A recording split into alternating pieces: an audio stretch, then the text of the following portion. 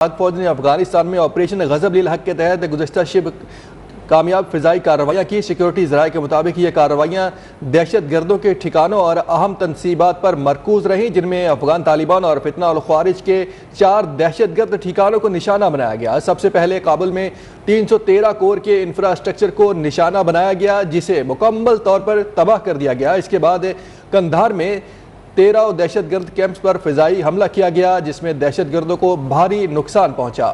کارروائیوں کے دوران قندھار ایئر فیلڈ کی آئل سٹوریج سائٹ اور اس سے ملحقہ لاجسٹک انفراسٹرکچر کو بھی تباہ کیا گیا، جس سے دہشت گردوں کی سپلائی لائن شدید متاثر ہوئی۔ اسی سلسلے میں صوبے پکتیا میں شیر ناؤ دہشت گرد کیمپ کو بھی کامیابی سے نشانہ بنایا گیا۔ ذرائع کے مطابق ان حملوں میں فوجی تنصیبات کو بھی ہدف بنایا گیا اور پاک فوج نے اپنے مقاصد حاصل کیے۔ سیکورٹی اداروں کا یہ بھی کہنا ہے کہ آپریشن غضب للحق کے تحت کارروائیاں اہداف کے حصول تک جاری رہیں گی۔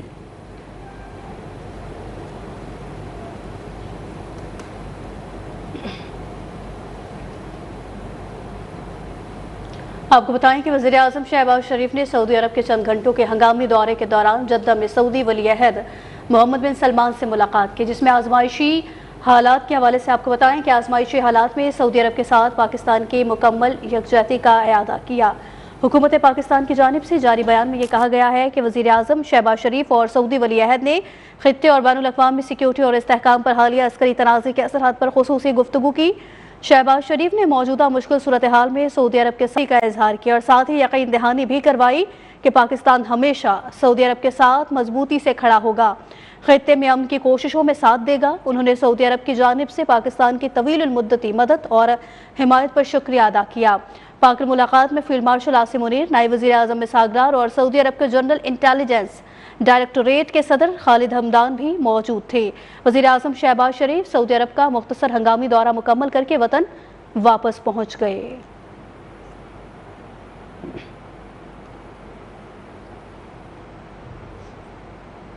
وزیر اعظم شہباز شریف اور فیلڈ مارشل سعید عاصم منیر کی سعودی ولی عہد سے اہم ملاقات ہوئی۔ فیلڈ مارشل کی جنگی لباس میں سعودی ولی عہد سے اہم ملاقات کو غیر معمولی اہمیت کا حامل قرار دیا جا رہا ہے۔ عمومی طور پر بیرون ملک دوروں کے دوران سپہ سالار سیریمونیل لباس زیب تن کرتے ہیں، لیکن اس ملاقات کے دوران سپہ سالار کا کمبیٹ ڈریس میں ہونا پاکستان کی اپنی دیرینہ جائزہ ہے۔ یہ اس عزم کا اعادہ ہے کہ پاکستان اپنے دیرینہ تعلقات اور دفاعی معاہدے کے تناظر میں سعودی عرب کے دفاع کے لیے کوئی بھی دقیقہ فروگزاشت نہیں کرے گا۔ پاکستان تیار ہے۔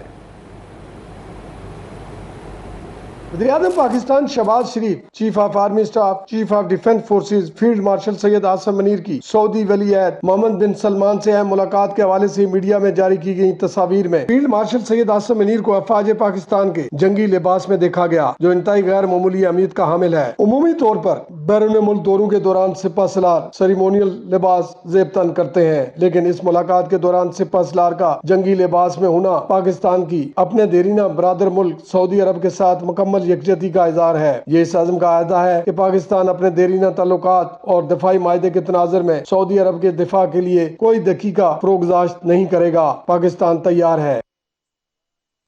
ایران کے خاتم الانبیاء سینٹرل ہیڈ کوارٹر نے یہ دعویٰ کیا ہے کہ عراق کے مزاحمتی فورسز نے امریکہ کا ری فیولنگ طیارہ مار گرایا، جبکہ امریکی سینٹرل کمانڈ نے یہ بھی تصدیق کر دی ہے کہ ایران کے خلاف آپریشن ایپک فیوری کے دوران ایک امریکی ری فیولنگ کے C-135 طیارہ مغربی عراق میں گر کر تباہ ہو گیا، جبکہ دوسرا طیارہ بحفاظت لینڈ کر گیا۔ جبکہ تباہ ہونے والے طیارے میں سوار عملے کے 6 افراد میں سے 4 حادثے میں مارے گئے۔ باقی بچ جانے والے 2 اہلکاروں کے حوالے سے یہ بتایا گیا ہے کہ 2 اہلکاروں کو ریسکیو کرنے کے لیے آپریشن شروع کر دیا گیا۔ ساتھ ہی ادھر عراق کے شمالی علاقے میں فرانسیسی فوجی اڈے پر ڈرون حملے میں ایک فرانسیسی فوجی ہلاک اور 6 زخمی ہوئے۔ عراق کے شہر اربیل کے گورنر کا یہ کہنا ہے کہ پیشمرگہ بیس پر ڈرون سے حملہ کیا گیا۔ اس بیس پر عالمی اتحادی فورس موجود ہے، جبکہ بحرہ ایمر میں تعینات امریکی طیارہ بردار بحری جہاز USS جرالڈ آر فورڈ کے لانڈری حصے میں لگنے والی آگ نے بڑے حصے کو لپیٹ میں لے لیا ہے۔ ساتھ ہی آگ میں 2 اہلکار بری طرح جھلس گئے ہیں۔ امریکی حکام نے یہ بھی کہا کہ یہ آگ بیرونی حملے کے باعث نہیں لگی، نہ دہشت گردی کے شواہد ملے ہیں۔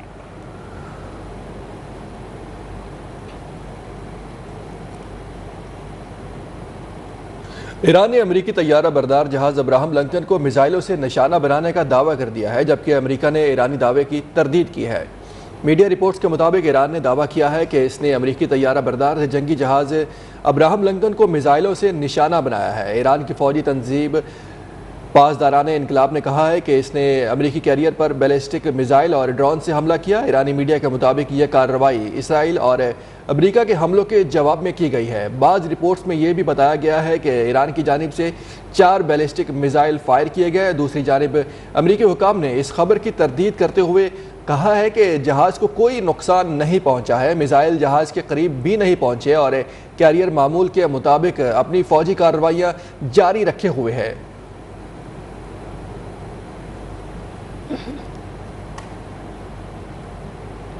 نئے سپریم لیڈر مجتبیٰ خامنائی کے بیان کے بعد ایران نے اسرائیل پر حملوں کی نئی لہر کا آغاز کر دیا ہے۔ روسی میڈیا کے مطابق ایران میزائل اور ڈرون تل ابیب کے مرکز اور امریکی فوج کے اڈوں کی جانب داغے گئے۔ اور میڈیا نے رپورٹ میں یہ بھی کہا ہے کہ اسرائیلی شمالی شہر میں ایک عمارت پر حملے کے نتیجے میں آپ کو بتا رہے ہیں کہ 30 افراد زخمی ہو گئے۔ ایرانی حملوں کے بعد اسرائیل کے بن گوریان ایئرپورٹ پر افراتفری مچ گئی۔ ایرانی میڈیا کے مطابق افراتفری کے دوران ایئرپورٹ پر موجود افراد نے کاؤنٹر پر کھڑے عملے سے ہاتھا پائی کی اور ساتھ ہی چیزیں پھینکی، جبکہ جواب میں عملہ بھی ایسا ہی کرتا نظر آیا۔ عراق کے شمالی علاقے مخمور میں بھی فرانسیسی فوجی اڈے پر ڈرون حملہ کیا گیا، جس کے نتیجے میں 6 فرانسیسی فوجی زخمی ہو گئے۔ دبئی میں بھی اقامتی عمارت پر ڈرون کا ملبہ گرا۔ امریکی بینک نے متحدہ عرب امارات میں تمام شاخیں عارضی طور پر بند کرنے کا اعلان کر دیا ہے۔ ساتھ ہی لبنان کی مزاحمتی تنظیم حزب اللہ نے بھی اسرائیل پر حملوں کی نئی ویڈیو جاری کر دی ہے۔ تل ابیب کے نواح میں ملٹری انٹیلیجنس ہیڈ کوارٹر کو نشانہ بنانے کا دعویٰ کیا گیا۔ ایران کی جانب سے جاری میزائل حملوں، سائبر حملوں اور آبنائے ہرمز میں سمندری تناؤ کے باعث عالمی مارکیٹ میں تیل کی قیمتیں بھی بڑھ گئی ہیں۔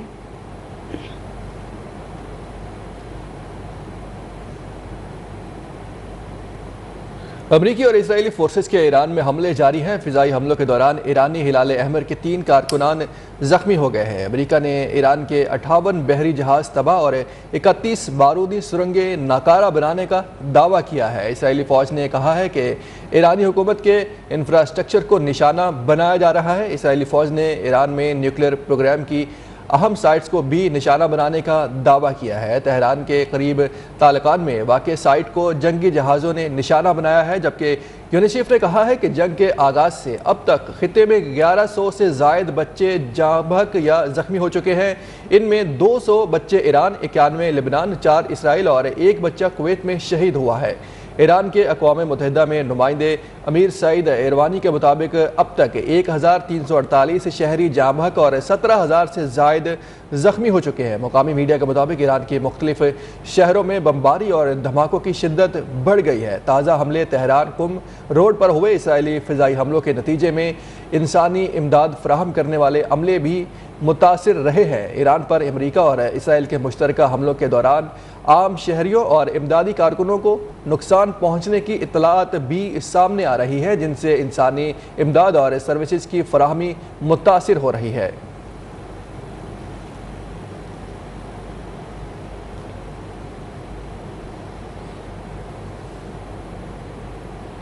لبنان پر بھی اسرائیلی حملوں کی نئی لہر میں رات سے اب تک حملوں میں 8 افراد شہید ہو گئے۔ 2 مارچ سے جاری حملوں میں ہلاکتوں کی کل تعداد 687 ہو گئی ہے۔ اسرائیلی حملوں سے ہلاک ہونے والوں میں 90 سے زائد بچے بھی شامل ہیں۔ اسرائیل کا یہ بھی کہنا ہے کہ حزب اللہ اور ایران نے اسرائیل کے خلاف پہلا مربوط اور مشترکہ حملہ کیا۔ ایران نے اسرائیل پر مشترکہ حملے کی تصدیق کی ہے۔ اسرائیلی میڈیا کے مطابق اسرائیل پر 150 راکٹ فائر کیے گئے۔ حزب اللہ کا یہ بھی کہنا ہے کہ اسرائیل کے دارالحکومت تل ابیب کے نواح میں ملٹری انٹیلیجنس ہیڈ کوارٹر کو نشانہ بنایا گیا ہے۔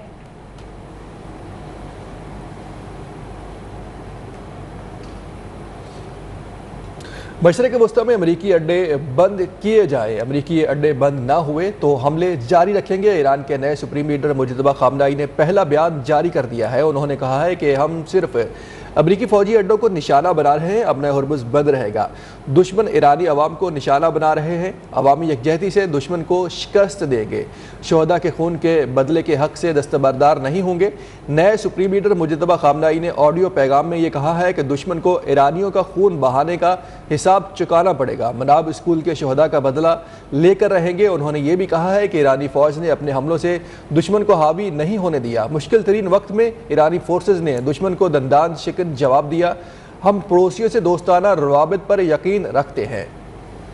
امریکی صدر ڈونلڈ ٹرمپ نے یہ کہا ہے کہ ایرانی شیطانی سلطنت سے ایسے ایٹمی طاقت نہیں بننے دیں گے۔ صدر ٹرمپ نے اپنے حالیہ بیان میں ایران کو ایٹمی طاقت بننے اور ساتھ ہی مشرق وسطیٰ سمیت دنیا کو تباہی سے روکنا ان کی ترجیحات میں شامل ہے۔ ایران نے جوہری ہتھیار بنا لیے تو نہ صرف مشرق وسطیٰ بلکہ پوری دنیا کے امن کو خطرہ لاحق ہو سکتا ہے۔ صدر ٹرمپ کا یہ بھی کہنا تھا کہ تیل کی بڑھتی قیمتیں امریکہ کے لیے بھاری منافع کا ذریعہ ہے، تاہم تیل کی قیمتیں جلد ہی اس حد تک کم ہوں گی جس کا کسی کو گمان بھی نہیں ہوگا۔ انہوں نے کہا کہ 32 ممالک کی جانب سے اپنے تیل کے ذخائر مارکیٹ میں لانے کے فیصلے سے قیمتوں میں نمایاں کمی آئے گی۔ انہوں نے واضح کیا کہ آبنائے ہرمز کی صورتحال پر گہری نظر رکھے ہوئے ہیں تاکہ عالمی سپلائی متاثر نہ ہو۔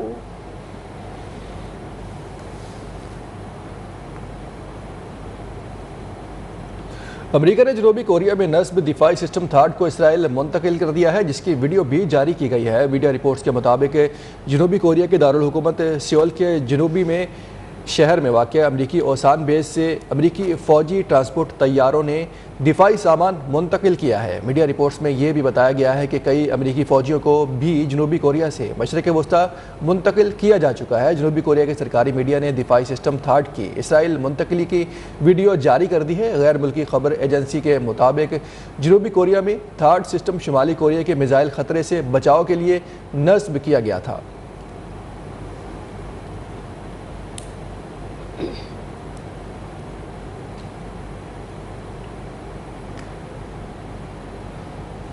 آبنائے ہرمز کو لے کر بھارتی دوغلاپن بے نقاب ہو گیا۔ مشرق وسطیٰ میں کشیدگی کے دوران آبنائے ہرمز سے تیل کی ترسیل کے معاملے پر بھارت کا منافقانہ رویہ عیاں ہو گیا۔ خبر رساں ادارے رائٹرز کے مطابق بھارتی اور ایرانی وزرائے خارجہ کے مابین گفتگو میں امریکہ کی ایران پر جارحیت کو تنقید کا نشانہ بنایا گیا۔ ایرانی موقف کے مطابق خطے میں پیدا ہونے والی کشیدگی اور درپیش خطرات کے پیچھے امریکی پالیسی کا کردار نمایاں ہے۔ اسی رابطے کے دوران بھارتی ذرائع نے یہ بھی دعویٰ کر دیا ہے کہ ایران نے بھارت کو تیل بردار جہاز آبنائے ہرمز سے گزرنے کی اجازت بھی دی ہے۔ رائٹرز کے مطابق ایران کے ایک بیرونی ذرائع نے اس قسم کی کسی باضابطہ معاہدے کی تصدیق نہیں کی جس سے اس معاملے پر ابہام برقرار رہے۔ ماہرین کا یہ کہنا ہے کہ ایک طرف بھارت امریکہ اور اسرائیل کے ساتھ کھڑا ہے تو دوسری طرف بھارت اپنے مفادات کے لیے ایران کے امریکہ مخالف بیانیے کا حامی بھی نظر آتا ہے۔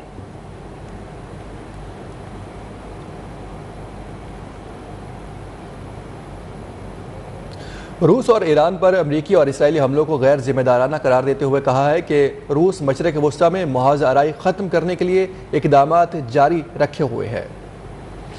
روسی وزارت خارجہ کا یہ بھی کہنا تھا کہ اسرائیل اور امریکہ سے ایران کے خلاف جارحیت ختم کرنے، مذاکرات پر واپس آنے کا مطالبہ کیا۔ ترجمان وزارت خارجہ کا کہنا ہے کہ ایرانی تنازع میں بے قابو اضافہ گہری تشویش کا باعث ہے۔ امریکی اور اسرائیلی حملوں میں ایران کے بو شہر نیوکلیئر پاور پلانٹ کو خطرہ لاحق ہے۔ روسی وزارت خارجہ کے مطابق بو شہر نیوکلیئر پلانٹ کے قریب چند کلومیٹر کے فاصلے پر دھماکے ہو رہے ہیں۔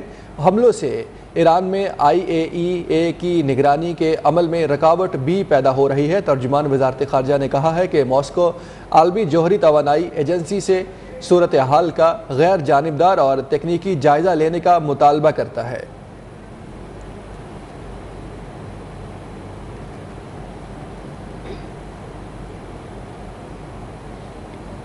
پاکستان نے اقوام متحدہ کی سلامتی کونسل میں مطالبہ کیا ہے کہ مشرق وسطیٰ میں کشیدگی فوری ختم کی جائے۔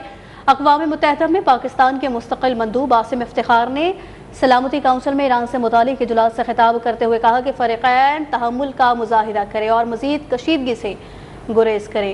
فریقین مستقل جنگ بندی قائم اور مذاکرات دوبارہ شروع کرے، یہ کہا گیا۔ پاکستانی مندوب نے ایرانی ایٹمی مسئلے کے پرامن حل کے لیے اپنی حمایت کا اعادہ کیا اور یہ کہا کہ ایرانی ایٹمی پروگرام پر سفارتکاری کے تعطل نے معاملہ مزید پیچیدہ بنا دیا ہے۔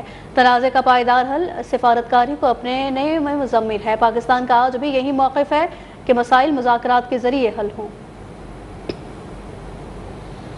تیل کے محفوظ ذخائر مارکیٹ میں لانے کے اعلان کے حوالے سے آپ کو بتا رہے ہیں کہ اعلان کے باوجود عالمی منڈی میں خام تیل کی قیمتوں میں غیر معمولی اضافہ دیکھنے میں آیا ہے اور ساتھ ہی قیمتیں $100 کی سطح سے تجاوز کر گئیں۔ بین الاقوامی مارکیٹ میں برطانوی برنٹ کی قیمت میں ایک ہی دن میں تقریباً 10% اضافہ ریکارڈ کیا گیا، جس کے بعد برنٹ خام تیل $8.39 اضافے کے ساتھ $100.44 فی بیرل تک پہنچ گیا ہے۔ اس طرح ویسٹ ٹیکساس انٹرمیڈیٹ کی قیمت میں بھی $8.19 بڑھ کر $96.27 فی بیرل ہو گئی۔ تجزیہ کاروں کا یہ کہنا ہے کہ اگر خطے میں کشیدگی برقرار رہی تو آئندہ دنوں میں عالمی منڈی میں تیل کی قیمتوں میں مزید اتار چڑھاؤ دیکھنے کو مل سکتا ہے۔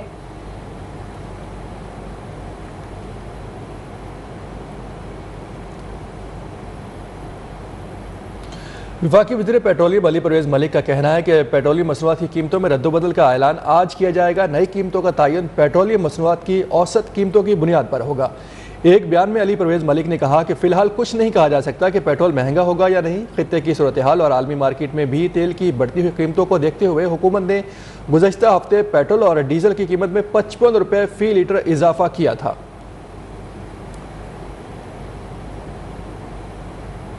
پاکستان سٹاک ایکسچینج میں شدید مندی چھائی رہی۔ مارکیٹ 1600 پوائنٹس تک گر گئی ہے۔ 100 انڈیکس 1,52,780 کی سطح پر رہا۔ کاروباری ہفتے کے آخری روز اسٹاک مارکیٹ میں کاروبار منفی 555 پوائنٹس پر بند ہوا۔ Auto mobile, assemblers, cement chemical, commercial banks, کھاد اور تیل و گیس کی تلاش کرنے والی کمپنیوں سمیت تمام اہم شعبوں میں فروخت کا دباؤ دیکھا گیا ہے۔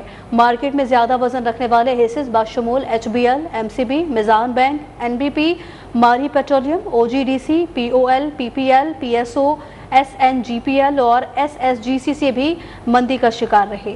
ماہرین کے مطابق مشرق وسطی میں جاری جغرافیائی سیاسی کشیدگی اور عالمی توانائی کی منڈیوں میں غیر یقینی صورتحال کے باعث سرمایہ کاروں کا اعتماد متزلزل رہا، جس کی وجہ سے زیادہ تر شعبوں میں محتاط لین دین دیکھا گیا ہے۔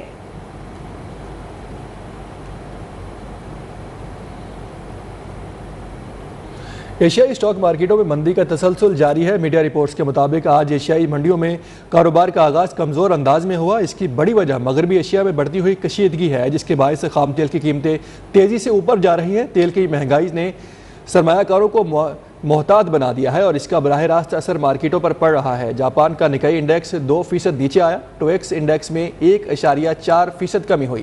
جنوبی کوریا کا کوسپی انڈیکس 3% گر گیا۔ ہانگ کانگ کا ہینگ سینگ بھی دباؤ میں رہا۔ ماہرین کے مطابق توانائی کی بڑھتی ہوئی قیمتیں خطے کی معیشت کے لیے خطرہ ہے۔ سرمایہ کار غیر یقینی حالات کے باعث بڑے فیصلے کرنے سے گریز کر رہے ہیں۔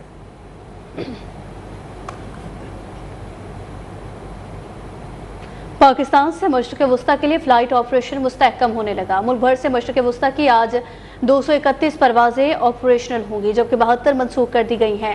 14 روز کے دوران پاکستان سے مشرق وسطی کی منسوخ پروازیں 1811 سے تجاوز کر گئی ہیں۔ کراچی سے 14 پروازیں منسوخ ہو گئی، جبکہ 64 آپریٹ ہوں گی۔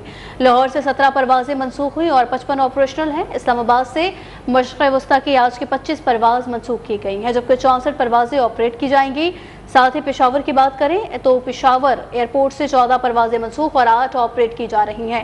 سیالکوٹ سے 8، فیصل آباد 10 اور ملتان سے 24 پروازیں آپریشنل ہیں اور 2 منسوخ کی گئی، جبکہ کوئٹہ سے دبئی اور شارجہ کے لیے آج کی 4 پروازیں آپریشنل ہیں۔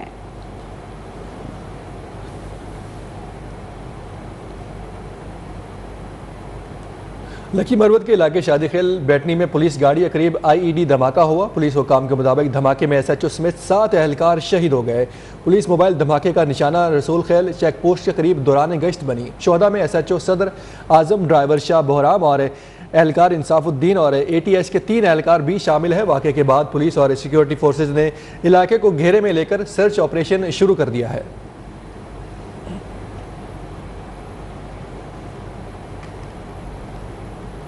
دیگر خبر شام کے نئے گورنر نہال ہاشمی کی حلف تقریب آج شام کو ہوگی۔ Chief justice Sindh high court Nihal Hashmi سے گورنر کے عہدے کا حلف لیں گے۔ حلف برداری گورنر ہاؤس کراچی میں ہوگی۔ آپ کو یہ بھی بتاتے چلیں کہ وزیر اعظم شہباز شریف کی ایڈوائس پر صدر مملکت آصف زرداری نے نہال ہاشمی کو گورنر سندھ تعینات کرنے کی منظوری دی ہے۔ مسلم لیگ نون کے سینئر رہنما نہال ہاشمی کا تعلق کراچی سے ہے۔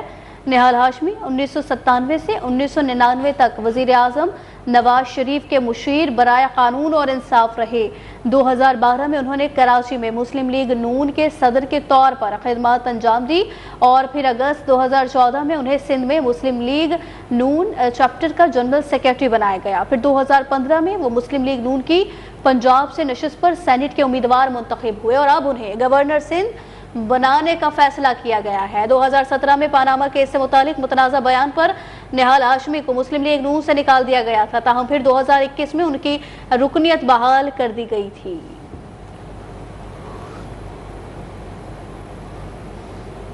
حلبرداری گورنر ہاؤس کراچی میں ہوگی۔ نہال ہاشمی کی صدر زرداری نے نہال ہاشمی کو گورنر تعینات کرنے کی منظوری دے دی ہے۔ آپ کو بتائیں کہ سندھ کے نئے گورنر نہال ہاشمی کی حلبرداری تقریب آج شام کو ہوگی۔ سپریم کورٹ نے اغوا برائے تاوان کے مقدمے میں لاہور ہائی کورٹ اور ٹرائل کورٹ کے فیصلے کالعدم قرار دیتے ہوئے 16 سال سے قید ملزم سلامت علی کو بری کر دیا ہے۔ پولیس کی ریکوری کی کہانی جھوٹی قرار دے کر برآمد شدہ رقم سود سمیت واپس کرنے کا حکم بھی دیا ہے۔ مقدمے کا تحریری فیصلہ جسٹس مسرت ہلالی نے جاری کیا۔ سپریم کورٹ نے سلامت علی کی فوری رہائی کا حکم بھی جاری کر دیا ہے۔ عدالت نے ریمارکس دیے کہ سلامت علی 16 سال تک ناحق قید اور مقدمے کی ذہنی اذیت کا شکار رہا۔ اس کے پاس بدنیتی پر مبنی کارروائی پر ہرجانے کا دعویٰ کرنے کا اختیار ہے۔ یہ کیس ملزم کے خلاف کوئی ثبوت نہ ہونے کی بہترین مثال ہے۔ شناختی پریڈ سے قبل ملزم کو گواہان کو دکھانے سے شناخت پریڈ کی قانونی حیثیت بھی ختم ہو گئی۔ محض اغوا برائے تاوان دہشت گردی نہیں ہے۔ تھانہ ڈیفنس لاہور میں نامعلوم افراد کے خلاف اغوا برائے تاوان کا مقدمہ درج ہوا تھا۔ مقدمے میں ٹرائل کورٹ نے سلامت علی کو سزائے موت سنائی تھی، جسے ہائی کورٹ نے عمر قید میں تبدیل کر دیا تھا۔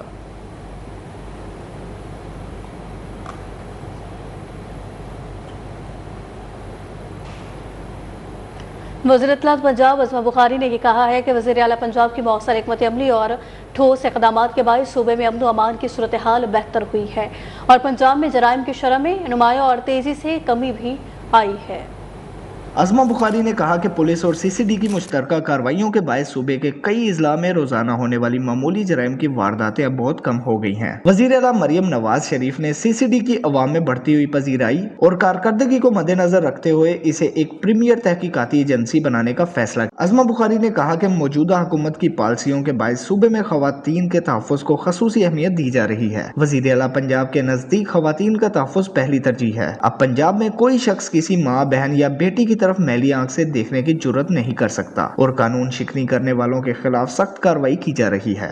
وزیر اطلاعات نے مزید کہا کہ پنجاب پولیس میں عوام کے ساتھ بہتر رویے کو یقینی بنانے کے لیے بھی اقدامات کیے گئے ہیں اور پولیس کے ہر آفیسر اور اہلکار کو ہدایت کی گئی ہے کہ وہ شہریوں کو عزت و احترام کے ساتھ سر اور جناب کہہ کر مخاطب کرے۔ حمید گورایا، نیوز ون لاہور۔